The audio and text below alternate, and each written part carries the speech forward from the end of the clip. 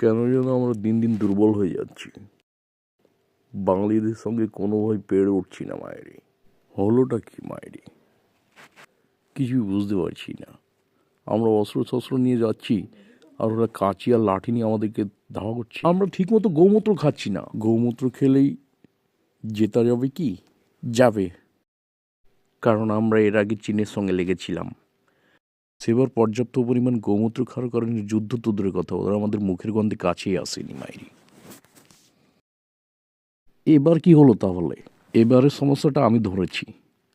আমরা যাই খাই না কেন টয়লেটে না গিয়ে সব বর্ডারেই মেরে দিই। আমিও ভাবছিলাম সেখানে সবসময় পিচ্ছিল হয়ে থাকে। নিজেরাই গৌমূত্র খাই, যাই খাই না কেন ওখানে গিয়েই পটি করে আসি, সকাল সন্ধ্যা ওখানে পটি করি। তাই তো বলি এত পিচ্ছিল কেন, নিজেদের পটিতে নিজেরা আছাড় খাই।